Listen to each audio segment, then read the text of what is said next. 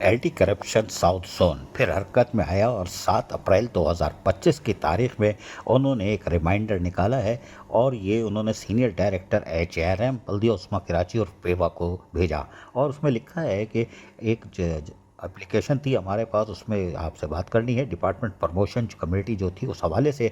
और उन्होंने फिर हवाला जात दिए कि एप्लीकेंट जो था वसीम खान, डायरेक्टर बल्दिया उस्मा कराची यानी बेवा, उसने जो एप्लीकेशन डाली है कि साहब ये प्रमोशन जो हुए हैं इसकी तरफ देखा जाए। उन्होंने बाकायदा लेटर नंबर जो लिखा था वो लिखा है 5 मार्च 2025। वेरिफिकेशन की सबमिशन रिपोर्ट जो थी वो मांगी गई थी।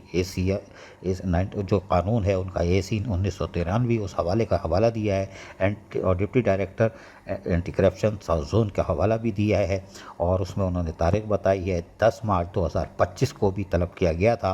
लेकिन अब यह रिमाइंडर भेजा जा रहा है और इसमें वाज़ेह तौर पर लिखा गया है कि 10 अप्रैल 2025 को 11 बजे तमाम आपका रिकॉर्ड करेंगे स्टेटमेंट, आप तशरीफ़ ले आइएगा।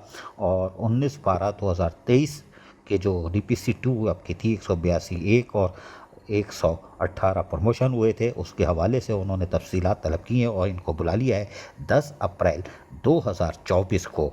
और उसमें उन्होंने बाकायदा जो कंप्लेंट में लिखा हुआ है नीचे 3-4 नाम है, Juned Ali senior clerk solid waste management department Baldia Uzma Karachi, Wajid Ali fireman और Nadeem Khan inspector anti encroachment का जो इनका डिपार्टमेंट है बल्दिया उस्मा कराची और बेवा का, उनके नाम इसमें दर्ज है।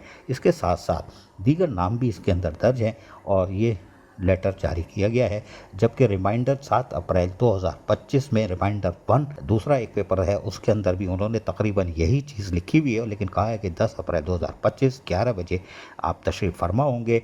7 नाम है मुलाजमीन के जिन वसीम खान के जो है उनके साथ वसीम खान जो जिन्होंने एप्लीकेशन दायर की थी। अब देखते हैं कि पहले तो ये senior director HRM anti corruption नहीं गए थे, अब जाते हैं कि नहीं जाते और DPC 2 का मामला क्या होता है। वाज़ेह है कि तमाम यूनियंस इस पर चराग पाए हैं और एहतजाज करती चली आ रही हैं। अजीज़ आरिफ, KBS बल्दियाती न्यूज़ कराची। ऐसी ही खूबसूरत वीडियोस फ्यूचर में हासिल करने के लिए रेड बटन पर क्लिक करके और बेल आइकॉन को प्रेस करके हम सबके सब्सक्राइबर बनना मत भूलिए।